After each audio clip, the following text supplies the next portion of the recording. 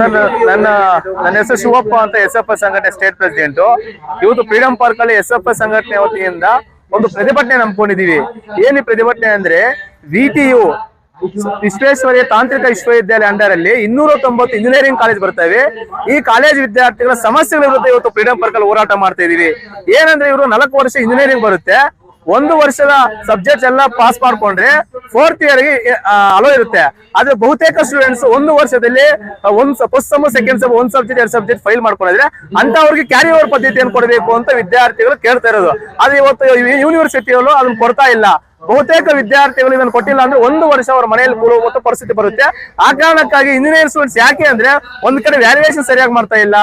100 marks ಬಾದ್ರೆ 10 marks 5 marks ಇವತ್ತು ಕೊಡ್ತಾ ಇದಾರೆ. ಮತ್ತೆ ರಿವ್ಯಾಲ್ಯೂಯೇಷನ್ ಅಲ್ಲಿ ಇವತ್ತು ಹಣವನ್ನು ವಸೂಲಿ ಮಾಡ್ತಾರೆ. ರಿವ್ಯಾಲ್ಯೂಯೇಷನ್ ಅಲ್ಲಿ ರಿಸಲ್ಟ್ ಕೊಡ್ತಾ ಇಲ್ಲ, ಫೋಟೋ ಕಾಪಿ ಕೊಡ್ತಾ ಇಲ್ಲ. ಆ ಕಾರಣಕ್ಕಾಗಿ ಇವತ್ತು VTU ಯೂನಿವರ್ಸಿಟಿಯ ಅಂಡರ್ ಅಲ್ಲಿ ಬರೋ 290 ವಿದ್ಯಾರ್ಥಿಗಳು ಬೀದಿ ಪಾಲ್ ಮಾಡಿ ಇವತ್ತು ಹೋರಾಟ ಮಾಡ್ತಾ ಇದೀವಿ.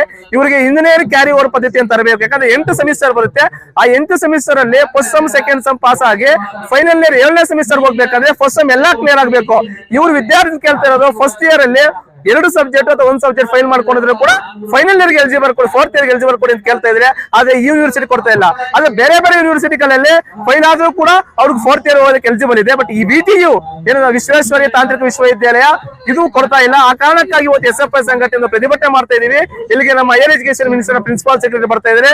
VC ಅವರು ಬರಕ್ ಹೇಳಿದೀವಿ. ಅವರು ಒಂದು ಮನವಿ ಪತ್ರವನ್ನು ಕೊಟ್ಟು ನಮ್ಮ ಇಂಜಿನಿಯರ್ ವಿದ್ಯಾರ್ಥಿಗಳನ್ನ ಸಮಸ್ಯೆ ಬಗೆಹರಬೇಕು ಅಂತ ಇವತ್ತು SFI ಸಂಘ ಒತ್ತಾಯ ಮಾಡ್ತಾ ಇದೆ ಸರ್.